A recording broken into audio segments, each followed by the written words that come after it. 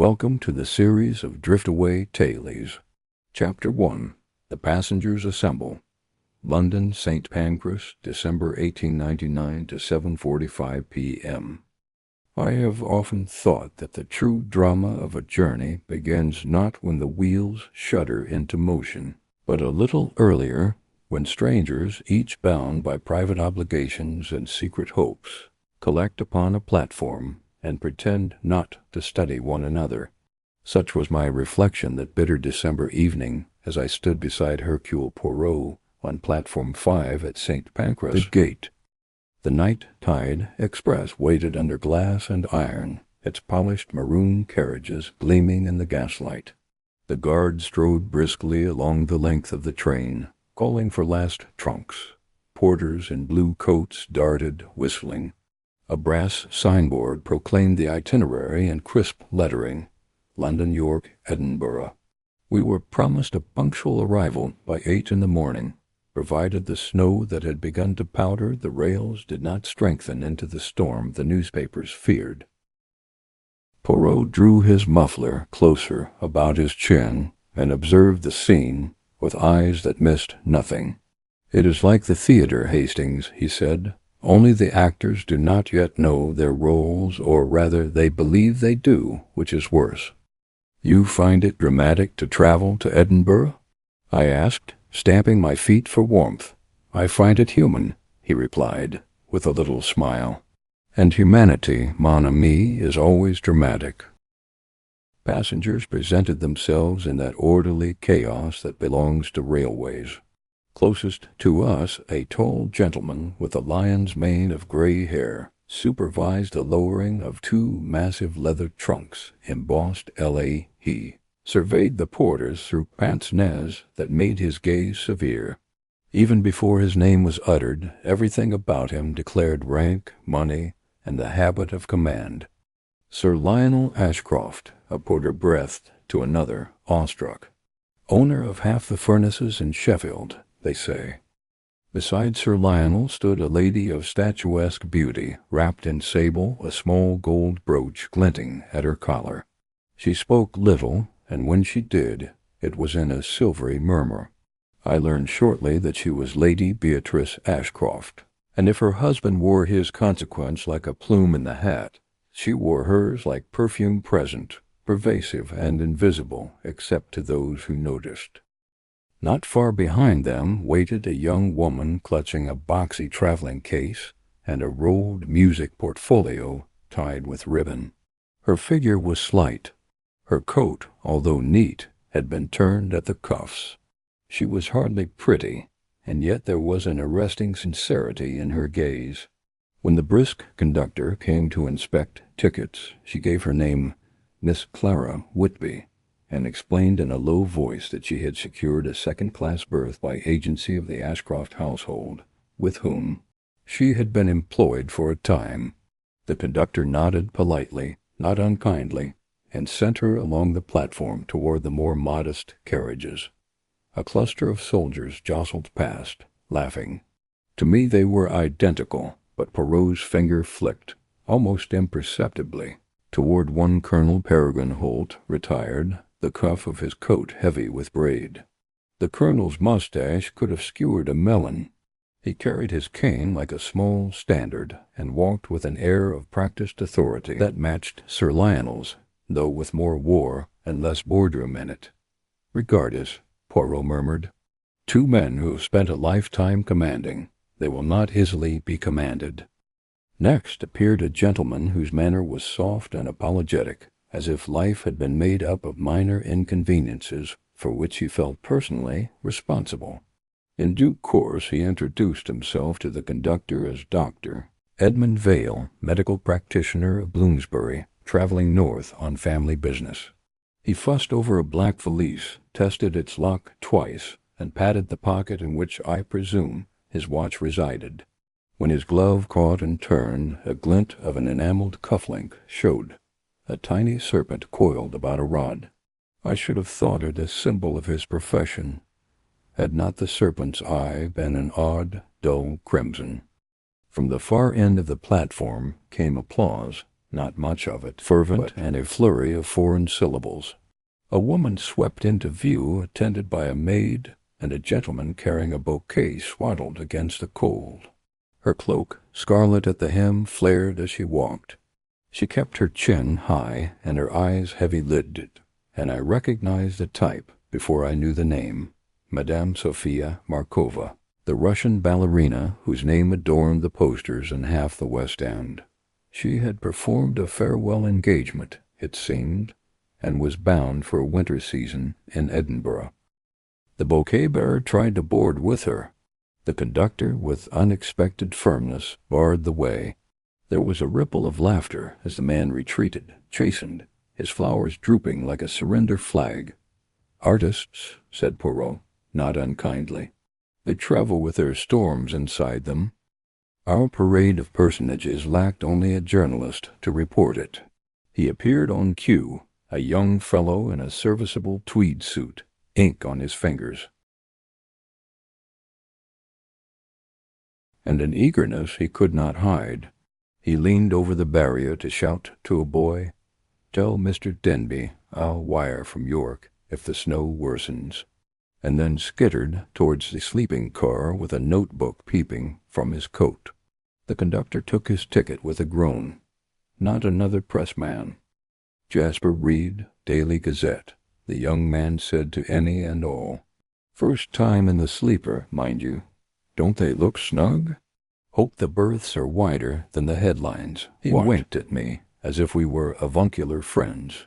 I decided I liked him against my better judgment. 2 final figures completed the company in our end of the train. One was Monsieur Armand Duval, a compact Frenchman with patently expensive taste, the cut of his coat, the discreet pearl in his tie, the lapis seal on his watch-chain. He spoke English beautifully, but with a Gallic chill, and when the porter stumbled with his lacquered case, he hissed between teeth white, "As almonds." His compartment card read A3, and I noticed, though I could not have said why it struck me, that the card on the door had been written over, A5 faintly erased beneath A3. The other was a tall, hollow-cheeked man, whose eyes were like bruises shadowed, watchful. His ticket named him Mr. Owen Black, though no one addressed him. He wore an overcoat shiny with age and carried, in place of a valise, a canvas tool bag, such as one associates with mechanics or carpenters. The bag clinked faintly as he walked. When he paused to light a cigarette Russian, by the aroma his matches showed a small crest stamped on the box, a hawk stooping. He caught me looking and turned away. Poirot's mustaches twitched. "It is most instructive," he said so, softly. "Already we have a little map of the human heart, the proud, the anxious, the romantic, the ambitious, the desperate." "And to what do we travel?" I asked. "To Scotland," he said cheerfully, "but perhaps also to truth." He glanced at the station clock, which is, I notice, 3 minutes slow. I laughed. "Is that important?" "To the railway," he said, "nothing is more important than a minute, and to murder, mon ami, sometimes a second." We were shown to our compartment in the sleeping car. It was warm, close with the company of polished walnut and brass. The porter, named Barstow, according to his badge, was a capable man with a husky voice and a manner that brooked no nonsense. He set our cases neatly, flicked the curtains with a practised hand, and explained the bell-pull and the cloak peg and the little basin that folded like a conjuring trick from the wall. As he turned to leave, Madame Markova's maid hurried along the corridor, nearly colliding with him. A narrow rectangle of cards skittered across the carpet and came to rest against my boot. I picked it up. It was a reservation slip, cream with a neat copperplate hand. Compartment B7, Mr. Owen Black. Someone had scribbled in pencil beneath, "Transfer to A5." The pencil strokes had been rubbed, then written again. "Dropped something," I called. The maid spun, her face pale as paper. "No." "Sir, thank you, sir, only late, sir," she said, and disappeared. Poirot took the card delicately, as if it might explode. The movements of people, Hastings, always the movements. To change a compartment is to change a history. One alters neighbors, overheard conversations, the order in which one will be observed. "But surely," I began, and then the whistle shrieked. Everything that had been poised now broke into motion. Porters leapt clear. Lovers waved handkerchiefs that would remain damp far longer than their promises. The guard's lantern bobbed once, twice. The engine exhaled a long, triumphant breath. We slid forward.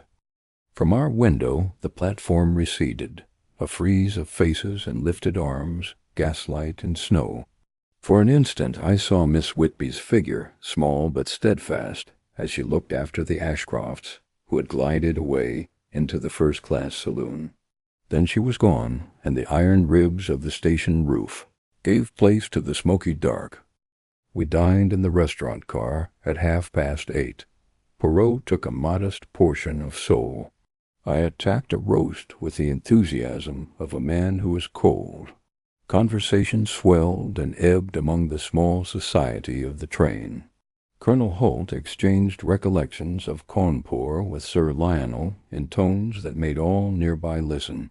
Dr. Vale examined the wine list as if it were a specimen. Madame Markova, her cheekbones lit by candlelight, spoke French with Monsieur Duval, the phrase "une petite indisposition" drifting to us like a perfume.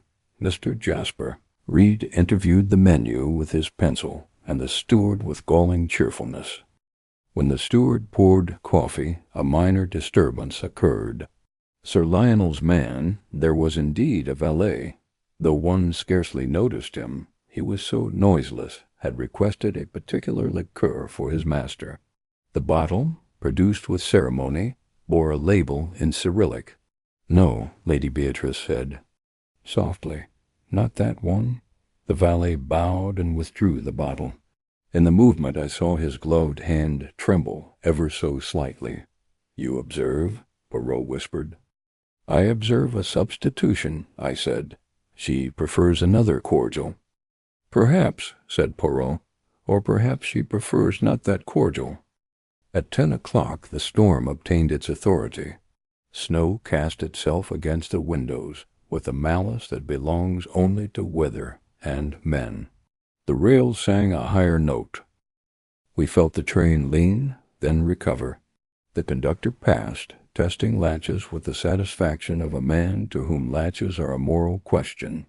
Poirot wrote a postcard to a friend in Brussels and adjusted our cabin's clock to correct the lateness he had perceived at the station. "Early to bed?" I suggested.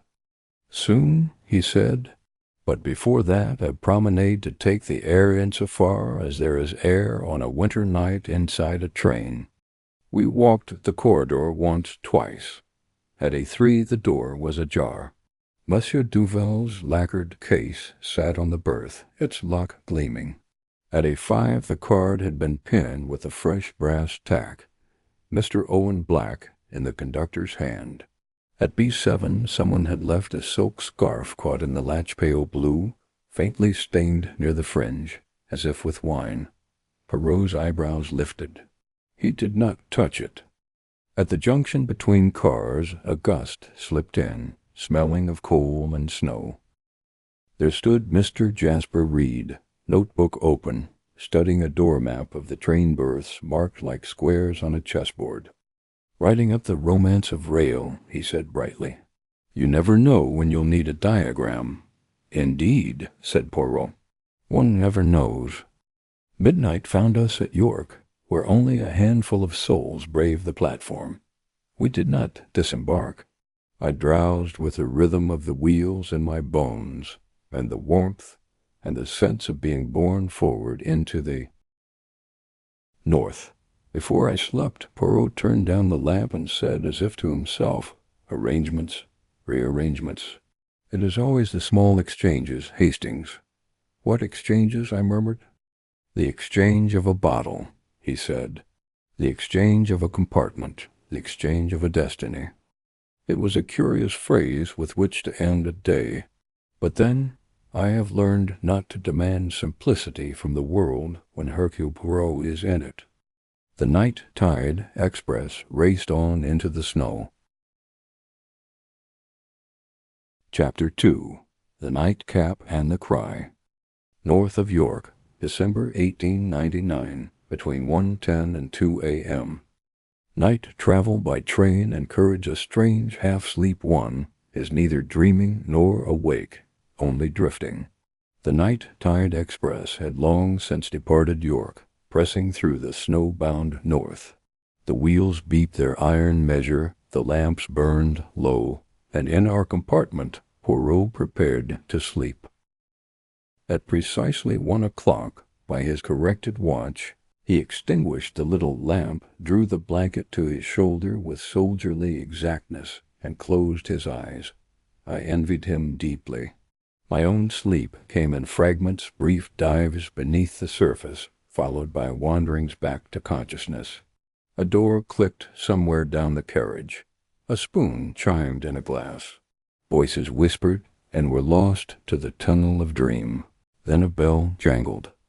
It was no ordinary bell, not the polite summons of a passenger, but sharp, violent, insistent. I started upright, knocking my head against the rack. Poirot was already seated, immaculate, as though he had merely paused rather than slept. "The bell pull," he said, voice low. At the far end, someone rings for help. The bell clamored again, then stopped abruptly. From the corridor came the hurried tread of feet, and a dull thud, something heavy falling. Then a cry, a woman's voice, quickly stifled. I reached for our door, but Poirot raised a hand. "Listen first," he murmured. Trains deceive the ear. Every sound is stretched or swallowed. But one voice cut through Barstow, the steward, his tone urgent but controlled. "Sir, Mr. Cole, are you all right?" "Sir, answer, please." That was enough for Poirot. We were in the corridor moments later, coatless, indifferent to the cold air that leaked from the junctions. Doors had opened along the narrow passage, like cautious eyes peering out. Madame Markova's maid appeared, hair loose, clutching a robe. Monsieur Duval looked on in feline detachment. Colonel Holt emerged wielding his cane like a cudgel. At the far end outside compartment A1, Barstow knocked with professional force. Beside him stood Mr. Cole, Sir Lionel Ashcroft's valet, grey-faced and trembling. He pulled the bell twice, Cole said shakily, then stopped. "I was just there. I heard, oh God." Poirot arrived. "Who is inside?" "Sir Lionel," said the valet. "He retired an hour ago." Barstow slid the bolt, but a short safety chain held the door fast. "Colonel, your assistance?" he said. Holt wedged his cane into the gap, lifting the chain just enough for Barstow to loop a leather strap around it and wrench. Table beside him stood a square glass bottle with a label in Cyrillic script. The stopper was not fully seated, as if replaced by an indifferent hand. Barstow spoke quietly. "Stand back. Please let him have air. Doctor." Dr. Edmund Vale shouldered through the crowd, calm now where others hesitated. He checked pulse and throat, then examined the pupils with professional care. "How long since the bell?" he asked. 4 minutes, said Barstow. Poirot, still outside the threshold, observed the room as if it were an equation to be read from a distance. His gaze paused on small things: the bottle, the glass, the untouched biscuits, the single black notebook opposite the chair, the ventilator grill slightly ajar with a collar of snow around it. "Is he?" The valet faltered. Dr. Vale exhaled. "Yes, death came recently within minutes." The faint scent in the room suite but sharp disturbed me without my knowing why. Vale glanced at the bottle. "What cordial is this?" "His nightly draught," said Cole from his private case. "Strong, but it settles him." At that moment Lady Beatrice arrived, pale but composed.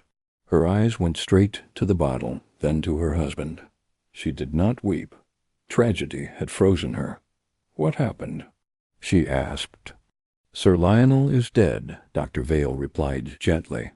"The cause I cannot yet say. Perhaps his heart. Perhaps poison," finished Poirot quietly. "No one must touch anything." He ordered the room sealed, the guard summoned, and each passenger accounted for. Barstow secured the bottle and glass at Poirot's request. The conductor relinquished the key to the compartment with visible relief. Poirot locked the door himself. Within 15 minutes, everyone assembled in the saloon. Suspicion had traveled faster than the train itself. Colonel Holt prowled angrily. Duval sat like a statue. Jasper Reed, the young journalist, tried and failed to hide his excitement. Miss Clara Whitby, drawn from second class, clutched her music case with white fingers. Lady Beatrice sat as though carved from marble, a queen in grief. Poirot stood before them, expression unreadable. "Between 12:30, he said, "and 1:37 this morning something simple occurred. A glass was poured. A man died. And in this small world of polished compartments, someone knows why. The storm outside thickened. Inside, no one spoke." "And so we begin," said Hercule Poirot. Chapter 3. First Questions in a Moving World. Between Durham and Newcastle, 2:05 to 3:10 a.m. There is a peculiar intimacy in being examined upon a night train. The corridor becomes a vein of brass and shadow. One feels the locomotive's pulse through the soles as time files itself into a timetable's implacable columns. Poirot, who reveres timetables as a bishop does liturgy, set about his inquiries with the conductor's aid and a notebook crisp as new bank paper.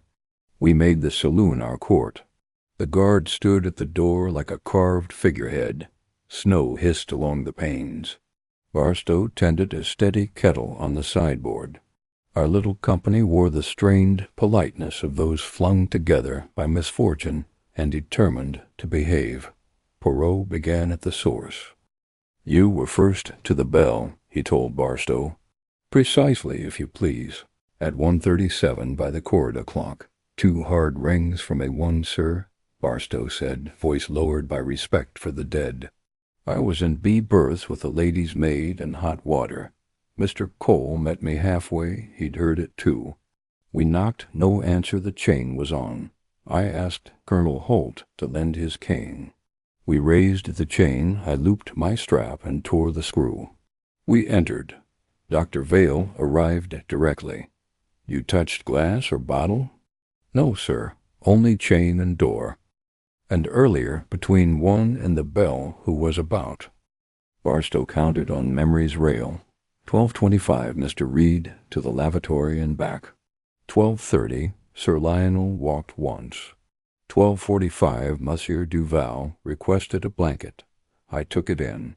5 to 1, Madame Markova's maid asked for smelling salts. After 1, no one until the bell. "Bon," said Poirot. "Exactitude is a railway virtue."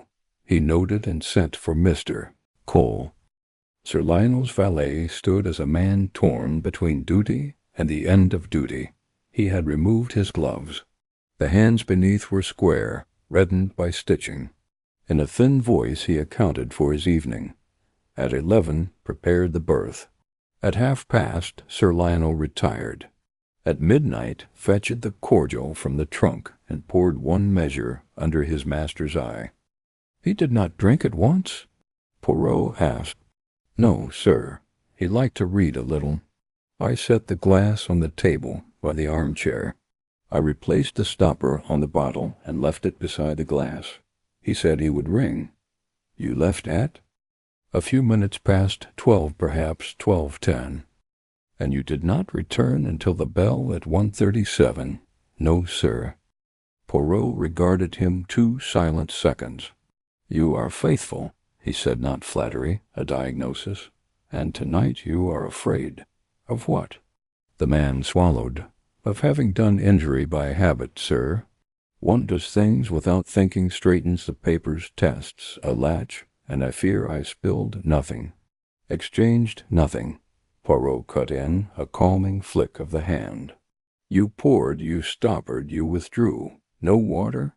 Never, sir. The master took it neat. Remain available, Mr. Cole. Lady Beatrice entered with a stillness that cooled the room. She sat unbidden. Grief, even then, deferred to her composure. Poirot stood until she settled. My lady, forgive intrusion. Your husband's habits, were they fixed? In all things, she said evenly. Lionel believed routine kept the world from collapse. His cordial? He took it nightly. I did not wish it served at table. I prevailed there. In private I have been less persuasive. You believed it harmful? Unnecessary, she said, a small contraction at the mouth. But Lionel liked to be soothed. He disliked. She paused. Disliked what? Silence, she said at last. He did not like to hear himself think at night.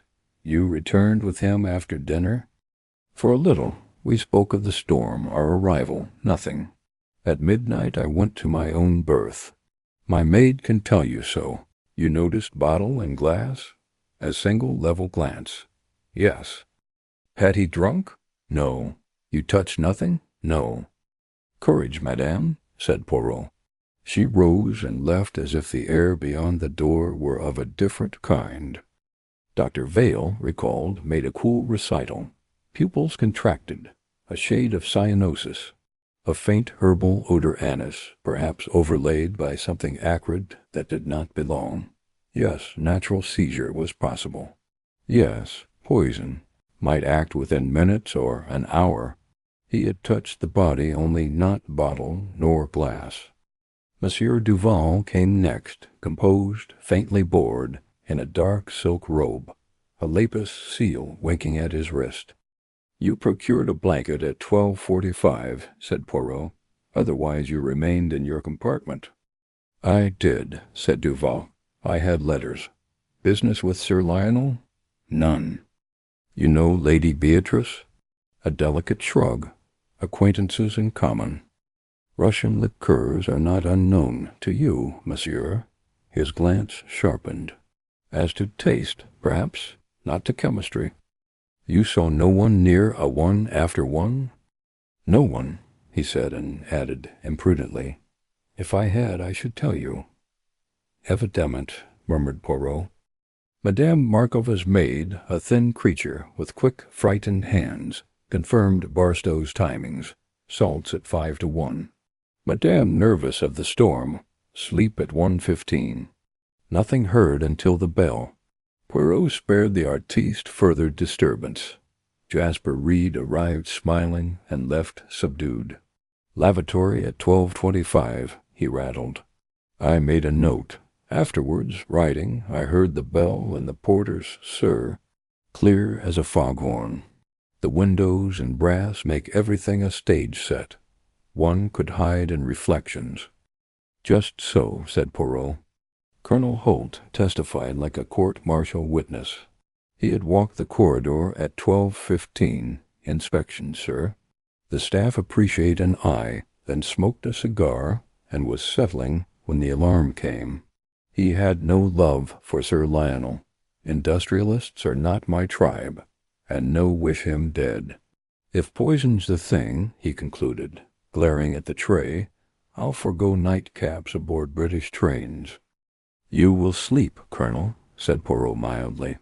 The British train remains the safest place in the Empire. Miss Clara Whitby was last of the first round. She sat very straight, as on a piano stool, gripping her music portfolio. You were once in the Ashcroft household? Poirot asked gently. For a short time, she said, copying programs for Lady Beatrice's little salon. I was grateful for the work. It ended. You traveled to Edinburgh for? An audition with the Philharmonic Society, she said, voice steadying itself. A letter of introduction was once spoken of. I go, in any case, on my own. Between midnight and the bell you remained in second class? Yes, sir, I did not sleep. The Storm and Lady Beatrice was pale at dinner. I thought Sir Lionel unwell, she faltered. Forgive me. I should not speculate. You have been precise enough, said Poirot, closing his notebook. Silence gathered while he listened inwardly, as if attending the bar of quiet between two movements of a symphony.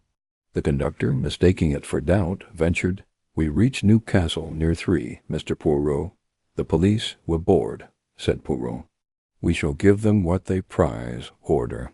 A timetable. He tapped the page. "Attend, Hastings. 12:10, Cole leaves Sir Lionel with glass, and bottle present undrunk. 12:15, Holt patrols, all secure. 12:25, Reed to and fro. 12:30, Sir Lionel walks once, alone. 12:45, blanket to Duval, corridor clear. 12:55, salts for Markova. No one else seen. 1:15, the artiste sleeps. 1:37, the bell. 1:40, we enter and find the glass fallen, the bottle open. It leaves little room, I said. Enough, said Poirot. There is opportunity for one thing only, interference with glass or bottle when neither Cole nor Sir Lionel watched. Yet if a stranger had entered while Sir Lionel read, I think he would have rung sooner, unless he knew his visitor, or, he lifted a finger, unless no one entered at all. No one? Then? Poirot's gaze, in memory, measured the ventilator's frost rim. We shall not leap. But poison need not be poured by a hand standing over a glass. There are subtler devices, and there is also the exchange. The exchange? Of compartments. Mr. Owen Black moves from B7 to A5 at departure. Why? Same train, same destination.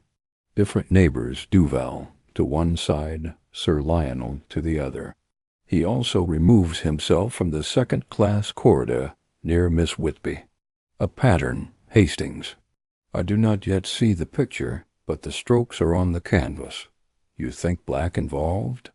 I think Mr. Black must be found. He is the reserved seat left empty when the performance begins. The conductor coughed. Mr. Black is not in his berth, sir. Not? I looked after the alarm. A5 is undisturbed. His bag is there, a canvas thing with tools, but he is not. The wheels sounded suddenly louder. Poirot rose. Then we must search a train that keeps moving. An excellent metaphor for life. An inconvenient. Reality for detection. Come. We tried the obvious. Lavatories, vestibules, broom locker. With the conductor's key, Poirot knocked, asked, and where permitted, looked. No one had seen Owen Black or said so. At the end of the A car, where iron plates clashed and the wind probed the joints, Poirot studied the small black triangle by the coupling, a treacherous shelf of snow. He has not left the train, he said quietly. No man in his senses would. Therefore he is on the train, only not where one expects a man to be. His eyes traveled to ceiling and floor, seams and panels. Barstow, a list of compartments empty at departure, and the spare key to the luggage van. The van, sir? Barstow's voice dipped. The van, said Poirot. When men vanish among moving things, they choose places where things move without eyes. We jolted. The driver eased for a signal. Poirot steadied himself on the polished rail. You see, Hastings? Already the facts marshal like carriages. Bell, bottle, scarf, exchange, absence. Between Durham and Newcastle, someone wagers that darkness will carry him past dawn. He consulted his watch, the one set right, against station's tardiness. It wants 10 minutes to 3. We shall be ready for the police to the minute. If they are late, his mouth curved. I shall set their watch. Chapter 4. The Van and the Ventilator, condensed approximately 700 words. The corridor felt colder now. as though the train, sensing the burden of death aboard, had drawn in its own warmth. Barstow returned with the conductor's berth book and a ring of spare keys. "The luggage van?" he asked quietly. "The luggage van," said Poirot. We moved forward through the silent cars. The dining carriage smelled faintly of extinguished candles and coffee. The service pantry steward crossed himself when he saw us. Beyond the first-class sleepers, the luggage van waited, a heavy, iron-banded carriage with a sliding door. The guard met us with a lantern and tired eyes. "Anyone in or out since York?" Poirot asked. "No, sir." "Not unless someone broke a bolt." Poirot lifted the latch delicately, as though a clue might cling to it. Inside was a breath of cold canvas, rope, and coal dust. Snow had sifted through a crack, dusting the threshold. In it lay shallow marks, not clear footprints, but deliberate pressure shapes left by someone wary of being tracked. "Do not step there, Hastings," Poirot warned, Barstow lantern low. The faint indentations led from the smaller guard door to a stack of trunks, vanished beneath a dragged tarpaulin, and reappeared near a wooden crate stamped with a hawk emblem. H & Co., Hawk Shipping, Liverpool.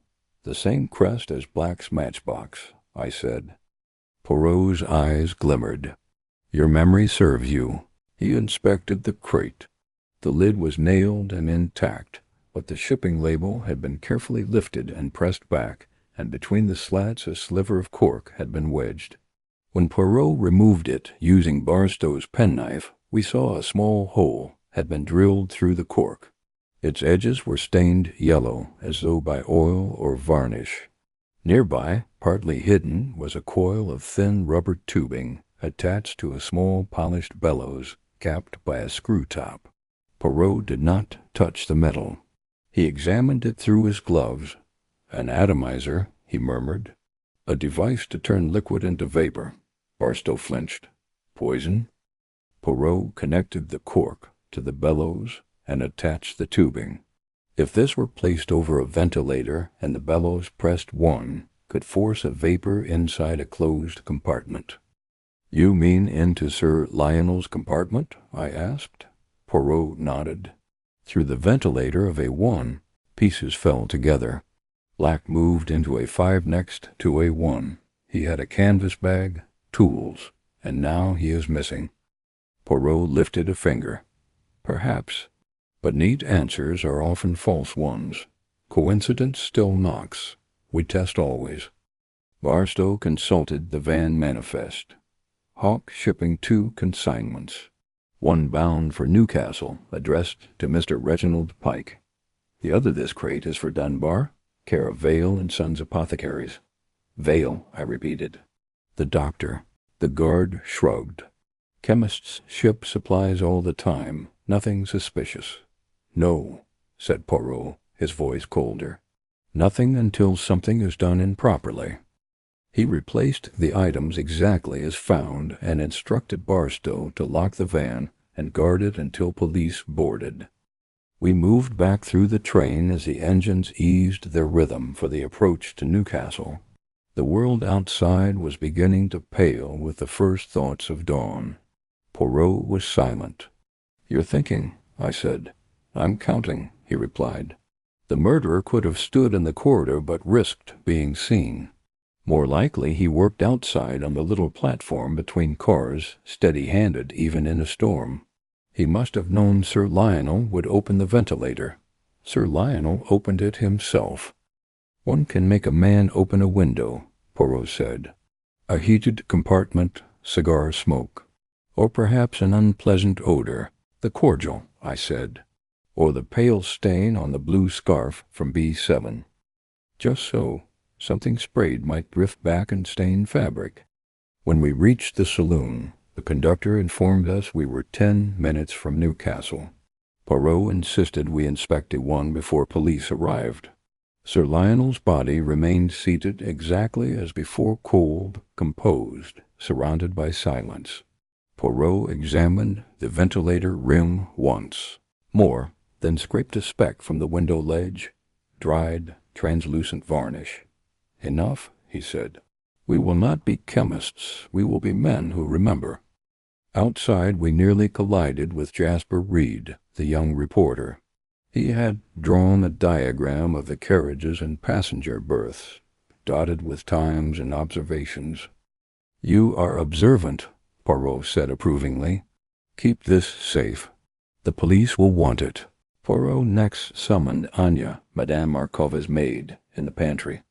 "This pale blue scarf, it is yours?" She shook her head. "No, sir." "Madame Markova's?" "No, she wears only red or black." Poirot nodded. "Tell Madame the police board at Newcastle and strongly scented medicines should be put aside. They have coarse noses." "You think it is Miss Whitby's scarf," I said afterward. "I think a young woman of modest means buys a single pale scarf because it pleases her," said Poirot. "We shall ask." He paused, thoughtful.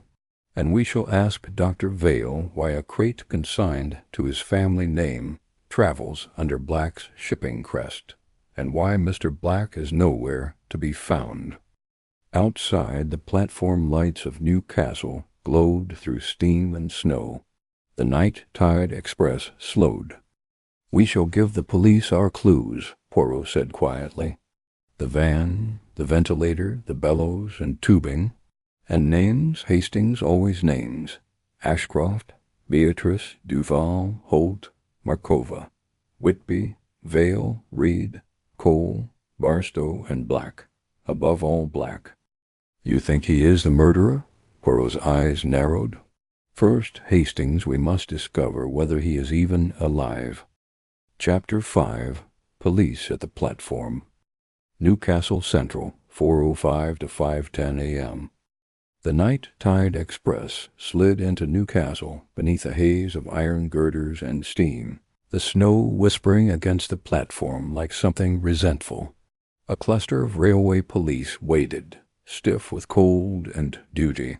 At their center stood a compact man with sharp eyes and a derby hat set like authority itself. "Inspector Rowan, Northeastern Railway Police," he said.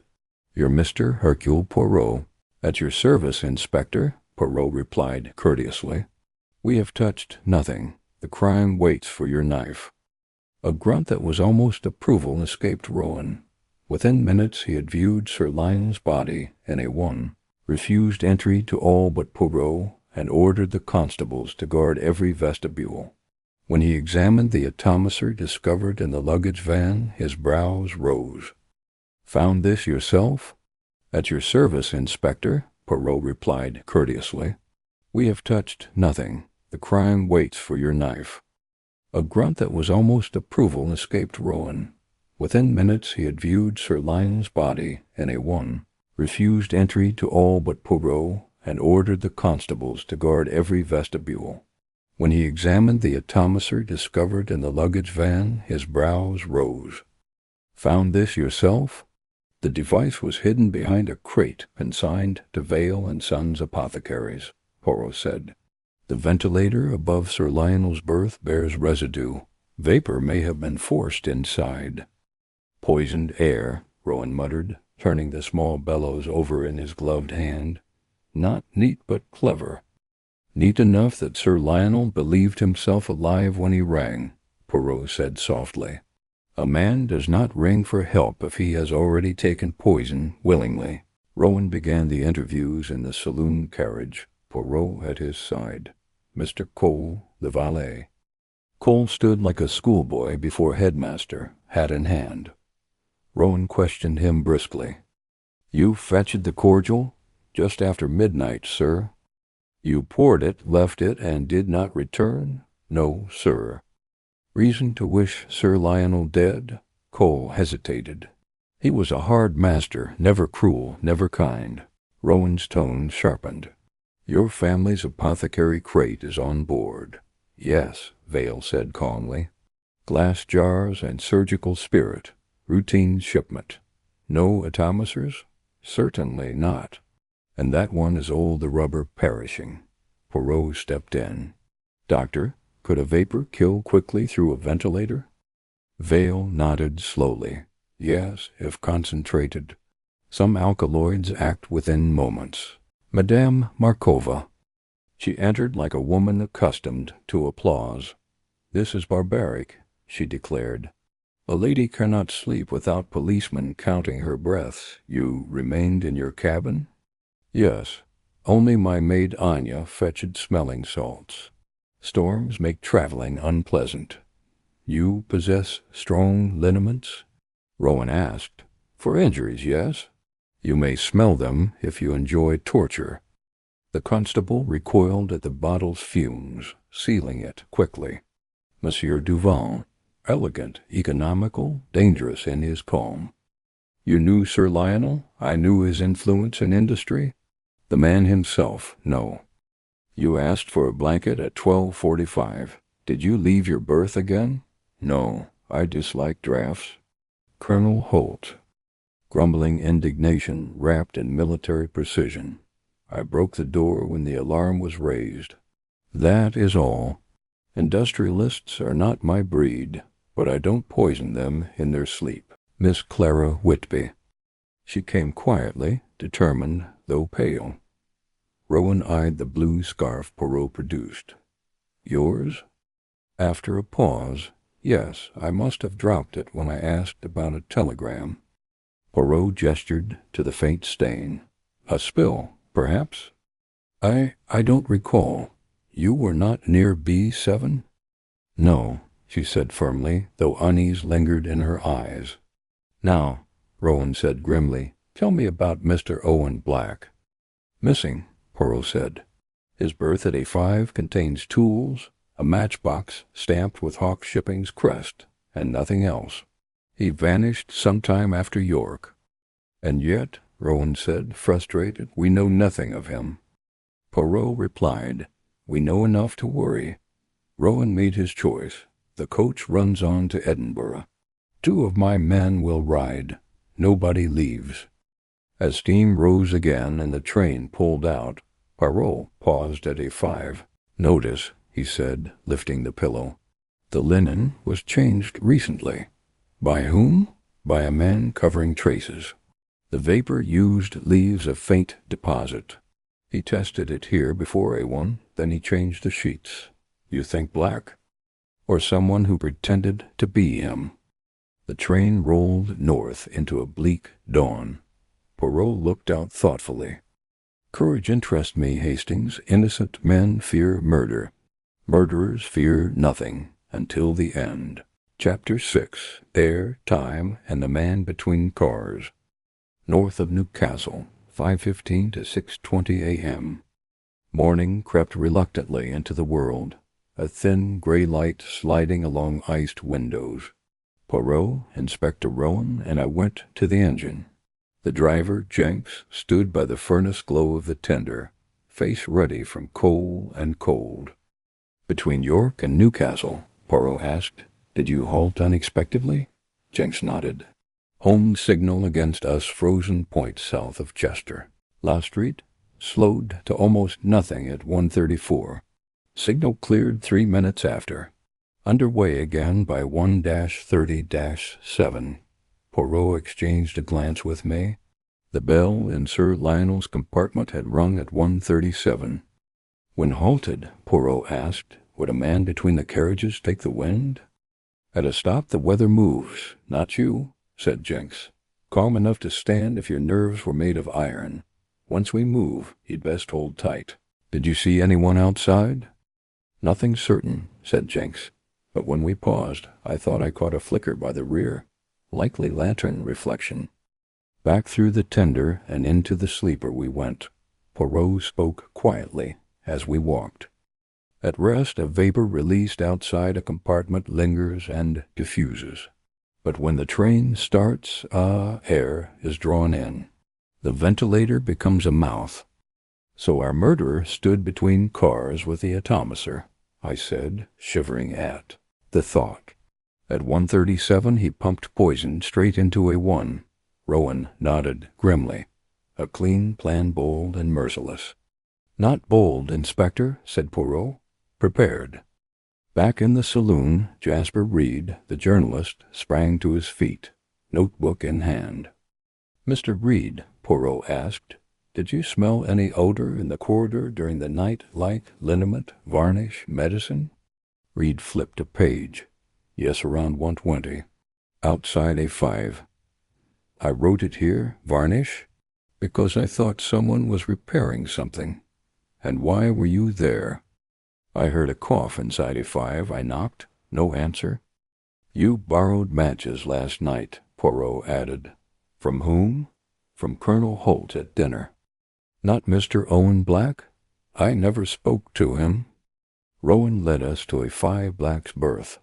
Inside, the canvas bag was opened. Tools, oilcloth, tobacco, railwayman's cap, Russian cigarettes, and, inside a flat metal tin, a short length of rubber tubing and a circular gasket punch, both dusted faintly with straw-colored residue. Rowan swore in quiet realization. The same tubing as in the van. Same varnish marks. Poirot didn't touch it. Neatly arranged evidence, Inspector. One might almost say placed. "You think someone planted it?" "I think it is convenient," said Poirot. "Dangerously convenient." Poirot examined the bedding. "This linen was changed after York. Fresh starch. A man tested the vapor device here, first left traces, then replaced the sheet. But he forgot the pillow seam. It still carries the faint chemical scent." We went to the linen locker in B car.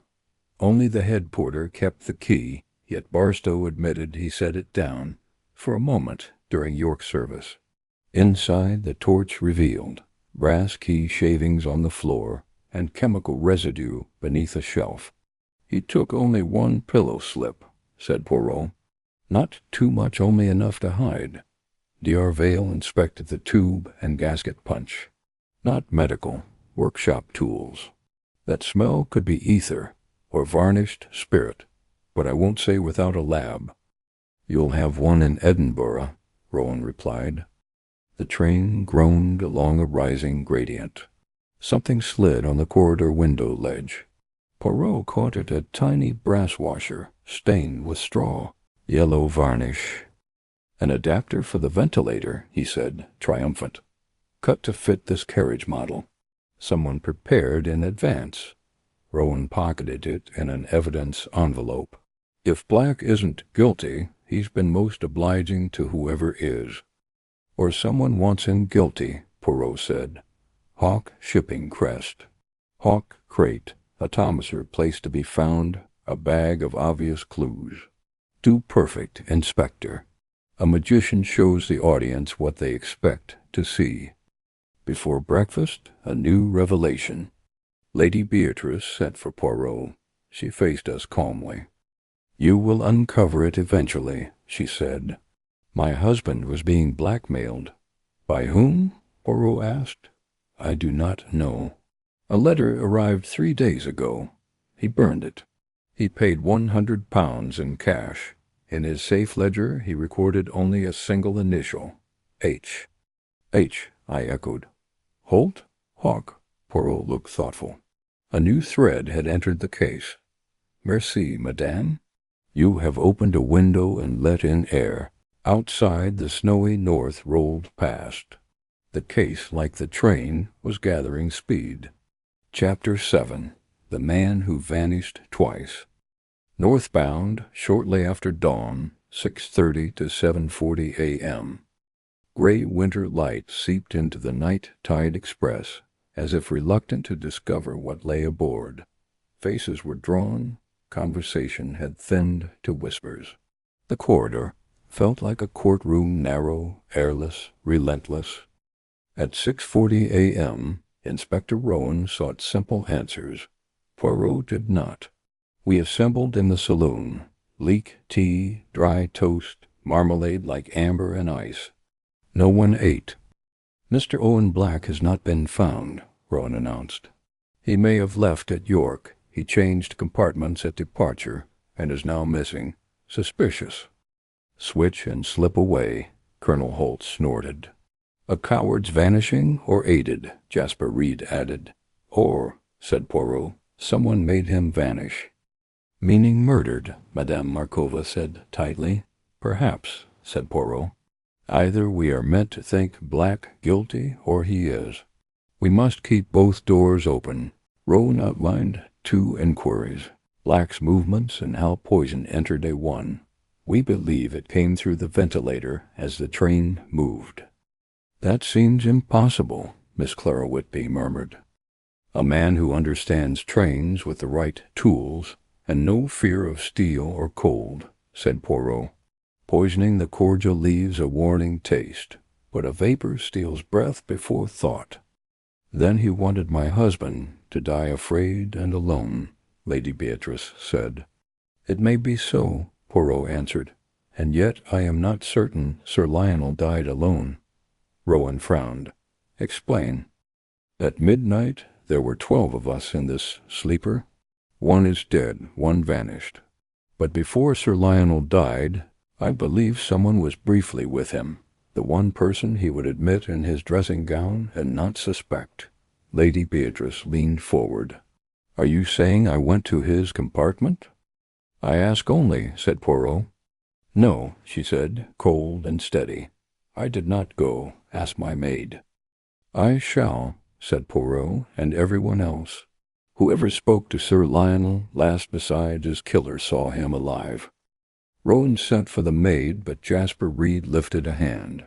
"There's something else. Before Newcastle, about 1:15, I passed a 5 and heard a man speaking inside.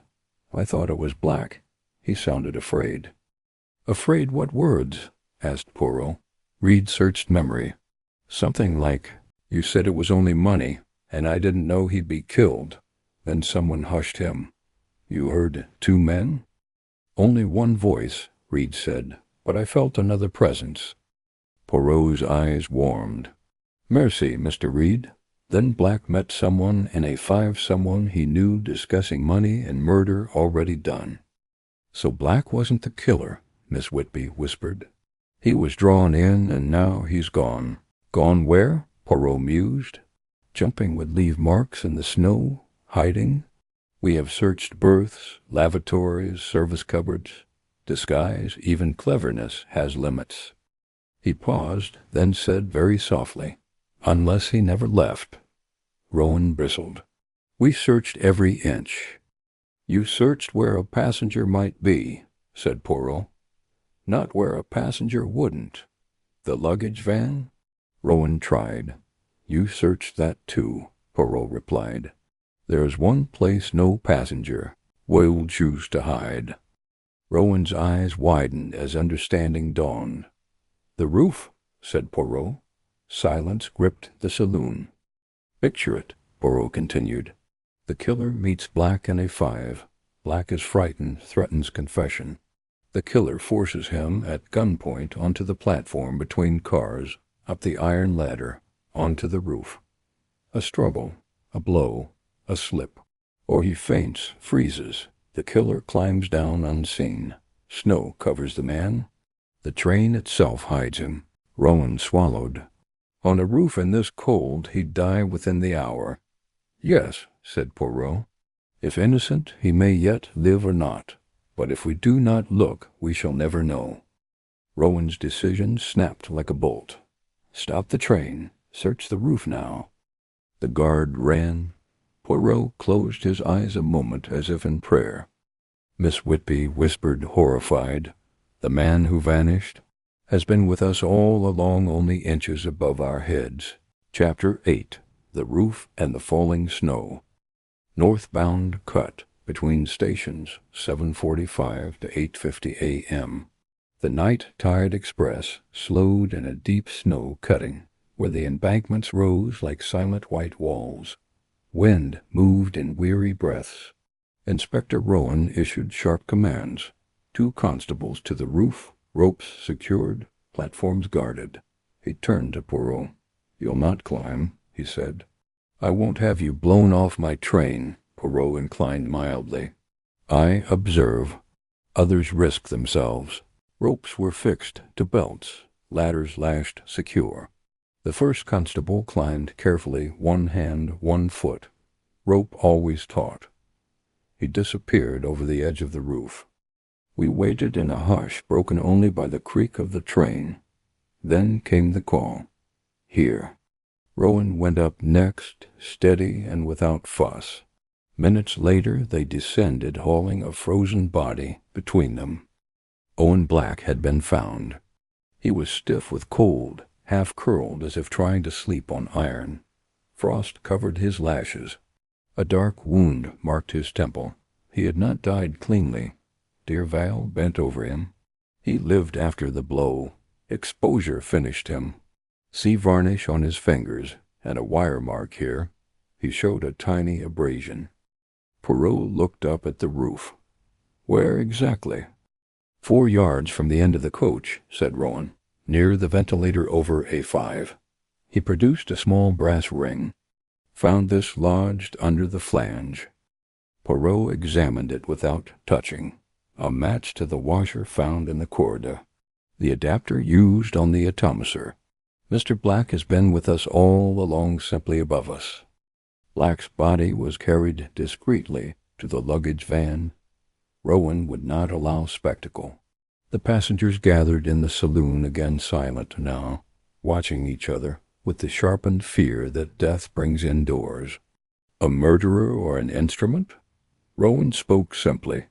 Mr. Owen Black is dead. He suffered a blow to the head and exposure. His fingers carry the same varnish found on the poison device recovered from the van. So he was the murderer, said Monsieur Duval, relieved. No, said Poirot quietly. He was used. Someone else planned this. He turned to Jasper Reed. You heard him speak? Reed nodded, shaken. At 1:15, he said, you said it was only money. I didn't know he'd be killed. He sounded afraid. So, Poirot continued, Black helped someone under threat, but lost his nerve. The murderer silenced him. Likely struck him before forcing him to the roof. Then the cold hid the crime.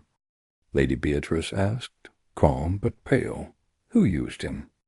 Poirot ignored the question. He pressed forward instead. Mr. Black did not choose A5. He was placed there. He gestured to Barstow. Who arranged his berth? Barstow indicated the guard. Jenkins. Jenkins frowned, recalling. A5 was meant for another gentleman who never arrived. At the last minute a lady's maid came to me, said her mistress wanted an aside berth. I told her none were free. She said a cancellation had come in. I checked. One name was crossed off. So I gave A5 to Black. He had a through ticket. Which maid? Rowan demanded. The Russian girl Markova's maid. The maid's story. Anya was brought in, trembling. Poirot was gentle. At departure, who told you to ask for A5? A gentleman, she whispered. He said my mistress would sleep better on the A side. He said the conductor was kind. Describe him. Tall, gray hair, he had, she hesitated, a cane. Every head turned Colonel Holt carried a cane. This is nonsense, Holt thundered. I never spoke to the maid. Poirot raised a hand. Mademoiselle, was his voice foreign? No. English, strong voice, commanding.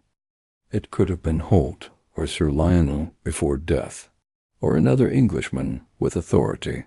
Poirot left the thought hanging deliberately. Evidence in the van. Rowan granted Poirot access to Black's coat in the luggage van. Poirot inspected every detail methodically. Varnish on the cuff, he said, and also a single red hair on the collar. Dyed red. Not natural. He sealed it carefully. The clue would wait. We know now, he continued, that Black was recruited, a 5 was manipulated, and a woman's maid used as messenger. And a man with a voice of command arranged it, Rowan said grimly. Poirot nodded. Yes, someone who plans with precision. Someone who keeps their hands clean by using others. Back in the saloon, the train moving again, Poirot stood thoughtful. All this Hawke and Co., the ventilator poisoning, the vanished man, the blackmail letter signed, they form not fragments, but a pattern. But before the picture is clear, I must ask Madame Markova a question about hair dye." He paused. "And Colonel Holt about knots. Why those?" I asked quietly. Poirot answered, "Because this murderer chose air as a weapon, time as an accomplice, and the roof as a stage. That is no ordinary mind. I wish to see what mask he wears before he removes it." Chapter 9. The Second Lie. Approaching barrack to 9:05 to 10:15 a.m. After death, suspicion travels like cold. By morning it touched every corner of the night tide express. Conversations died at opening doors. Glances lingered on hands and latches. Inspector Rowan wrote in tight, methodical notes at the guard's desk. 2 constables watched Owen Black in the sealed luggage van. The passengers stayed clustered in first class, no one pretending innocence was comfortable. Poirot and I sat in the saloon. He looked immaculate, as if dressed by a valet rather than by dawn and frost, yet a quiet intensity worked behind his calm. "Now," he said, closing his eyes briefly, "we must untangle the second lie." "Besides Mr. Black pretending to be an ordinary traveler?" I asked. "No. Black worked for someone that was his misfortune. The second lie lies among those still with us. It was spoken with calculation." Rowan approached, blunt as ever. "This blackmail Lady Beatrice mentioned. Do we take it seriously?" "She told the truth part of it," said Poirot. "She knows the blackmailer's name, but will not yet speak it." "And you?" "I know an initial. Sir Lionel recorded a cash payment to H. H is abound Hawk Shipping, Holt, even Hastings," he added, amused. "But the answer is not in the alphabet, it is in fear. Sir Lionel feared ruin by exposure. The blackmailer knew his past well enough to reach him even on his estate, and has reason to fear him too." "You believe the blackmailer is on this train," Rowan concluded. "But of course," said Poirot, "Sir Lionel traveled with purpose. He had an enemy here, and he knew it." "Then we ask sharper questions," Rowan said. "Let us begin. Colonel Holt speaks." Colonel Peregrine Holt entered like a parade column, chin lifted. "You've a connection to Hawk & Co.," Rowan opened. Holt blinked once, slowly. "What is Hawk to me?" "A supplier of marine steel," said Poirot gently. "You served on the War Office Procurement Board. You negotiated contracts, large ones. You are very well informed. It is my hobby. You knew Sir Lionel?" "I had met him, but did not like him." "He placed profit above patriotism," Holt snapped. "Built foundries abroad. Sold steel to anyone. I disliked the type." "I did not kill him." "He placed profit above patriotism," Holt snapped. "Built foundries abroad. Sold steel to anyone. I disliked the type. I did not kill him." "Colonel," said Poirot softly, "you have already lied. You denied speaking to the conductor about berths, yet the maid describes a gray-haired gentleman with a cane prompting a cancellation. Who else here carries one?" "I spoke to the conductor about catering, not compartments," Holt said, jaw set. "The rest is misunderstanding. I did not arrange a 5 for Black." Poirot held his gaze, then stepped back. "You are dismissed for now." Holt left, anger barely bridled. Rowan murmured, "If he lied, why let him go?" "I wish to see whether he flees or fights," Poirot said. He chose anger, the guilty hide, the guilty fear attention. The ballerina's secret. Madame Sophia Markova entered with brittle poise. "I am not accustomed to being summoned like a servant." "Forgive necessity," said Poirot. "You have dyed your hair." She froze. "What?" "Not now once, before London. Before your present name." He placed a folded paper on the table. "A single dyed red hair, taken from inside Black's collar." "Red as yours once was." Markova blanched. "You knew Owen Black not as a stranger, but from Russia," Poirot prompted. Her hands trembled. "He recognized me," she whispered. "Before London, my sister and I escaped Rostov. We traveled with smugglers. Black ran, contraband between England and the Baltic. He knew who I used to be. He threatened to expose it. Why would that matter now?" Rowan asked. "My past is not legal," she said, breaking. "If printed, my career ends." He wanted money to keep silence. "Blackmail," said Poirot, "as with Sir Lionel. 2 blackmails on one train interesting. I did not kill him," she said quickly. "I paid a little. I lied only when I said I had never seen him." "That," said Poirot, "is the second lie." Tears gathered. She held her ground. Poirot studied her. "No, madame. I believe you did not kill him, but the murderer knew about both blackmails." When Markova left, Rowan exhaled. 2 victims of Black's pressure, Ashcroft and Markova. Chapter 10. The Trap Tightens. North Sea coastline to 10:30 to 11:40 a.m. There comes a point in an investigation when possibilities fall away, leaving only narrow paths. That moment arrived just after 10:30 as a night tide express roared north beside the hard gray sea. Poirot chose that hour to force hidden truths into the light. The passengers gathered again in the saloon. Inspector Rowan stood by the window, tense. But it was no longer the poison that mattered, nor the atomizer, nor the ventilator.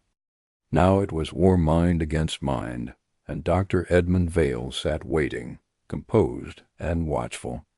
Poirot faced him. "Doctor, you have been courteous, but I think you know more than you have chosen to say." Vale met his gaze without flinching. "If you think me guilty, ask plainly." "Not guilty," Poirot said. "Not yet. But you are withholding something important, something that may cost another life." Rowan stepped forward. "You are tied to a shipment in the luggage van, consigned to Vale and Sons through Hawke & Co. That same crate hid equipment used to pump poison. You still claim ignorance?" "I do not deny the crate came from my family firm," Vale said, "but I did not place anything else in it." "You expect us to believe that?" Rowan snapped. "Yes," Vale said, "because that is exactly why I stayed silent until now." Poirot nodded. "Speak, Doctor." Vale drew a slow breath. "Sir Lionel Ashcroft came to me 3 weeks ago. He said someone had discovered something about his past, something he could not allow to become public. He believed he would be murdered. He suspected poison, and so he asked me to watch him." "So you were no ordinary passenger," Poirot said. "You were Sir Lionel's protector." Vale's composure cracked. "I failed. He is dead." Miss Whitby asked, "Why didn't you tell us this earlier?" "Because Sir Lionel was not the only person being blackmailed," Vale said, grimly. "I had to find out who else was paying money in secret before they killed him." Poirot's eyes sharpened. "And now you know." "I know," Vale said, "and I know they are dangerous." Poirot stepped closer. "Who are they? Who else was being blackmailed?" Vale hesitated too long. His eyes flicked just briefly toward Lady Beatrice Ashcroft. She sat motionless. Rowan saw it. "The blackmailer threatened you, Doctor?" "No," Vale said quietly. "He threatened her." The saloon fell into a vacuum of silence. Poirot spoke softly. "So it is true. Sir Lionel was not alone. 3 people on this train were targets of blackmail. Sir Lionel, Madame Markova, and you, Lady Beatrice." Her voice came thin but steady. "I have nothing to say." "You will answer," Rowan demanded. "Why were you being blackmailed?" Lady Beatrice closed her eyes for a moment. When she opened them, there was no defiance, only weariness. "Because I have lived 15 years under a secret that would destroy me if it were told." Poirot inclined his head, respectful. "You deny nothing?" "I deny nothing," she said. "Except one thing, I did not kill my husband. I despised him." But I did not kill him. Poirot accepted that without question. Then, he said softly, we come to the heart of the matter. He turned to Vale. You have still not told us everything. Vale's jaw tightened. No, he said. There is more. Poirot stepped to the table and withdrew a folded scrap of yellow paper, a torn telegram. Poirot laid it before Vale and read. Meet on train. Bring payment. Use Vale crate for device.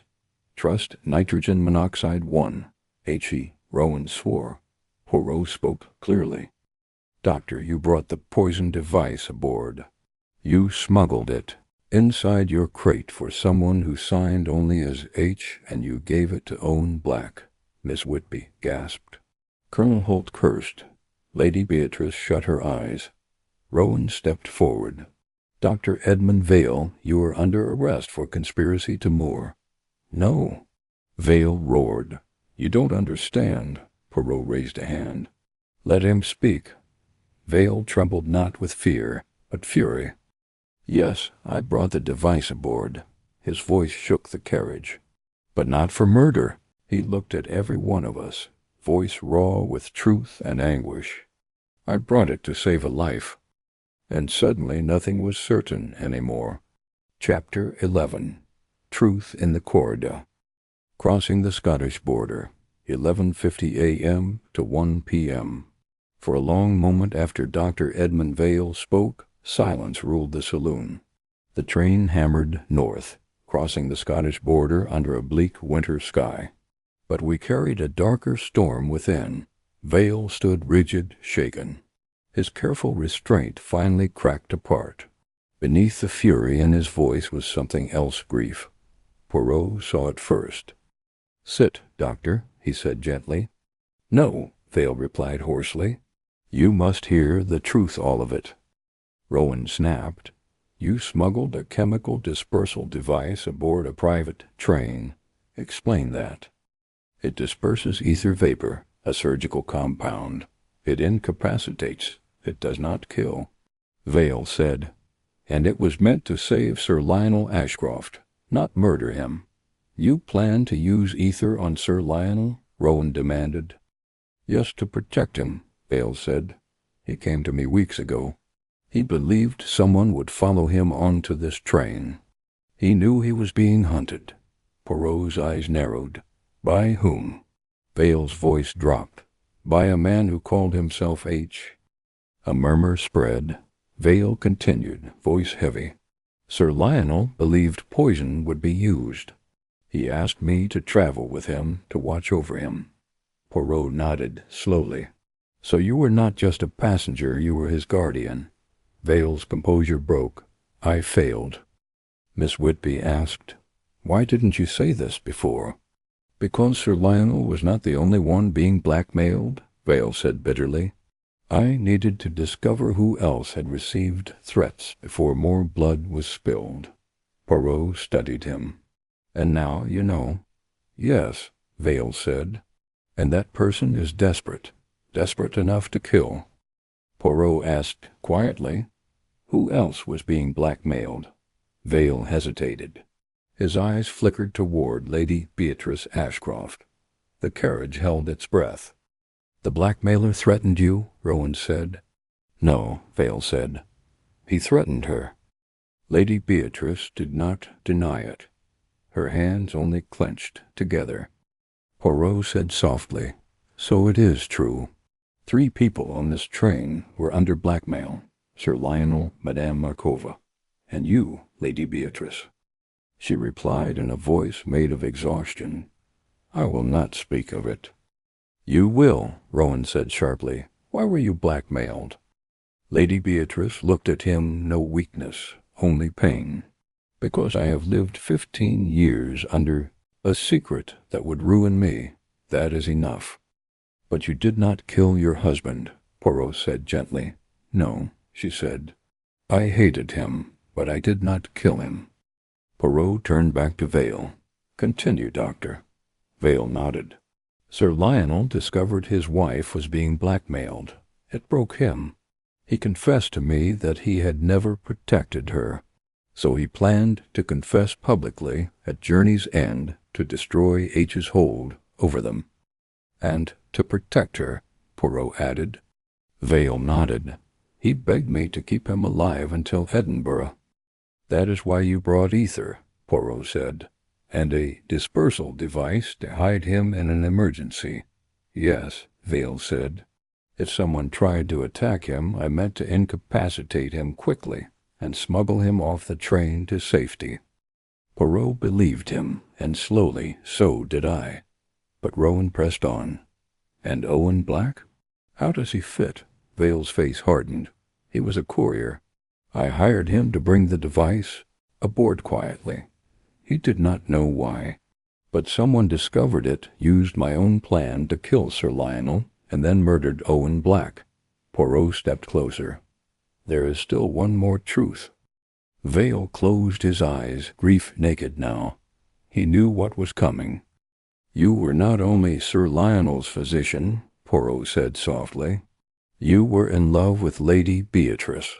A gasp swept the carriage. Vale stood motionless, then said, Yes, a motive, Rowan muttered darkly. No, Poirot said firmly. Dr. Vale could have killed Sir Lionel long ago if he wished him dead. But now, of all times, when Sir Lionel meant to clear her name? No. Murder would condemn Lady Beatrice forever. That is not love. Vale sank into a chair. Poirot now addressed the room. So this morning we have learned 3 things. 1. Sir Lionel did not die alone. He was hunted. 2. 3 souls here were bound by blackmail. 3. The murderer used a plan already in motion, Dr. Vale's plan to commit a parasite murder. Inspector Rowan frowned. Meaning? Poirot's eyes flashed. Meaning the murderer shadowed Dr. Vale, watched him, stole his method, and struck before he could act. He stepped toward the corridor. And now, he said softly, at last I have what I need. What? Rowan demanded. Poirot turned back, eyes burning. Motive, means, opportunity, nerve, identity? He paused at the door. At luncheon, he said, gather everyone in the saloon. His final words froze the blood in every vein. This murderer will kill again before Edinburgh, unless I stop him. Chapter 12. The Final Reveal. Approach to Edinburgh Waverley -1:20 to 2:35 p.m. At Poirot's request, the saloon became a court.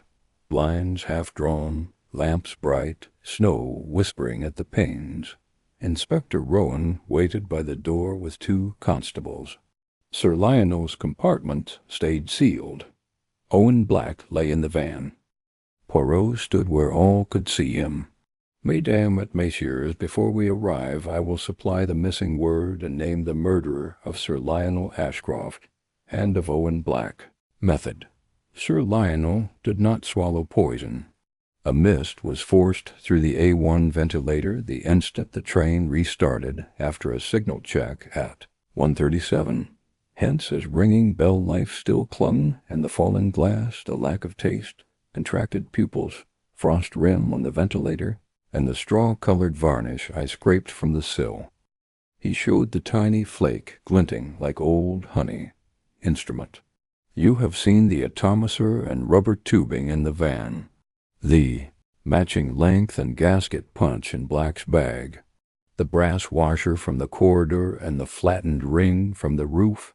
They are fittings for murder by air. Movements. At departure, a voice of command used the maid Anya to confirm a cancellation.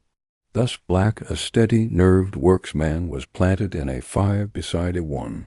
At 1:15, Black, frightened, told Mr. Reed, "You said it was only money." I didn't know he'd be killed. After the murder, Black was forced to the roof and left to the cold. He was an instrument and then broken. Rowan's jaw set. And the conductor of this concerto? Patience, said Poirot. First, 2 red herrings. The red hair inside Black's collar. Madame Markova lied she knew Black from long ago. He squeezed her for money.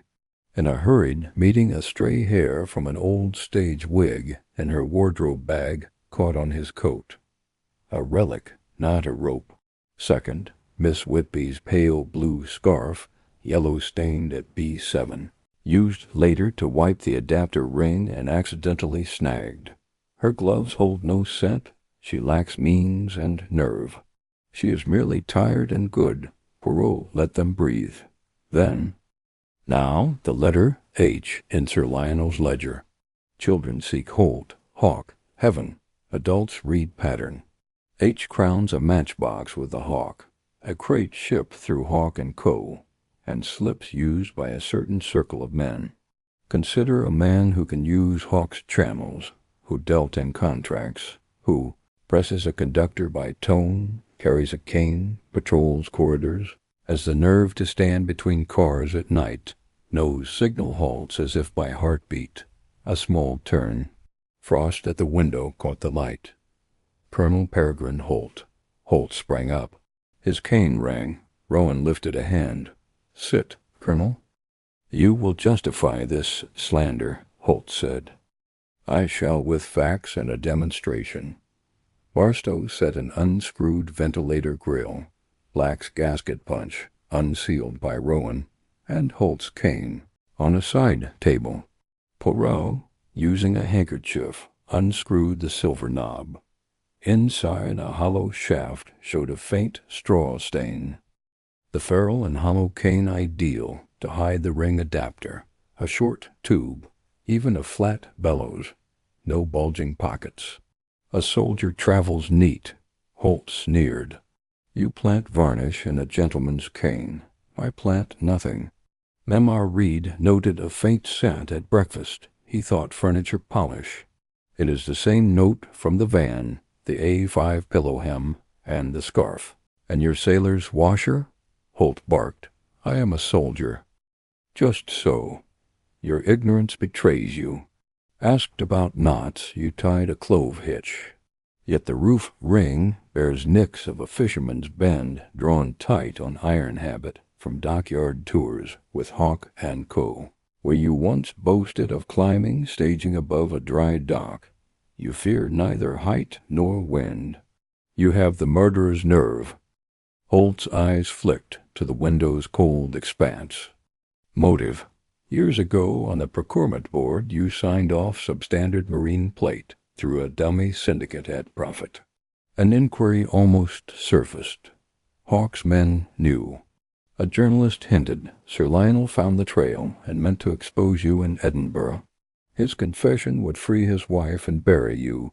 You demanded hush money 3 days ago, then broadened the harvest using Black to squeeze Markova, and wrote to Lady Beatrice for leverage. Holt grasped at straws. "You cannot prove any ledger." "No need. Your pattern convicts you." Poirot's hand described the crime. Midnight. Mr. Cole pours the cordial. 12:15. The colonel inspects, notes a one's ventilator a slit open. He waits for the halt he knows will come. 1:15. Meets Black in a 5. Hands adapter and ring from his cane. Rehearses at the Ender car platform. 1:34. Train checks. 1:37. It moves. A1 takes breath. The colonel depresses. The bellows. Sir Lionel rings. By 1:40 he is dead. The colonel slips the ring back into his cane, walks the coupling like a man in a dry dock, returns to berth. Later, hearing Black's fear, he forces him to the ladder, strikes once, leaves him to exposure. At Newcastle he shouts loudest for order. Holt rasped.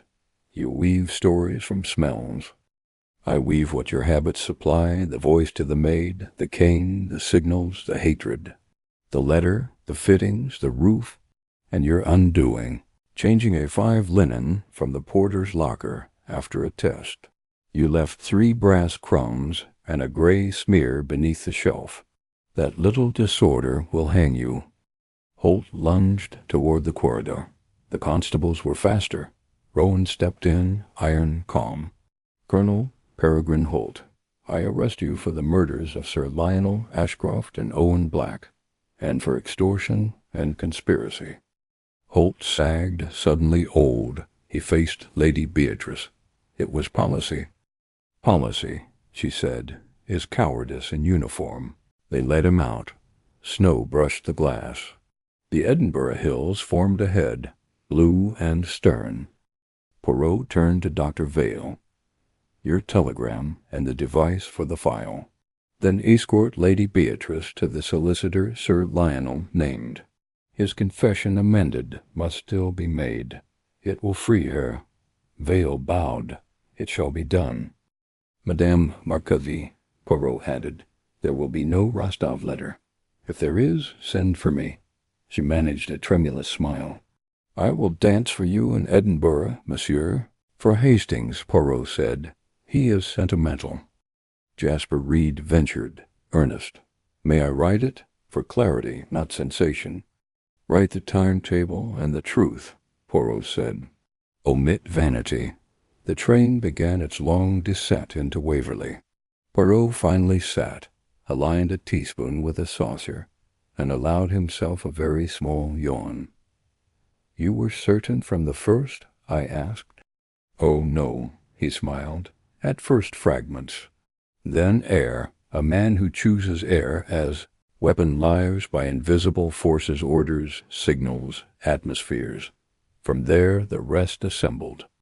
We slid beneath the iron spans. Lives halted, began again. And in the hush after arrival, it seemed the little gray cells themselves sighed content to take their rest.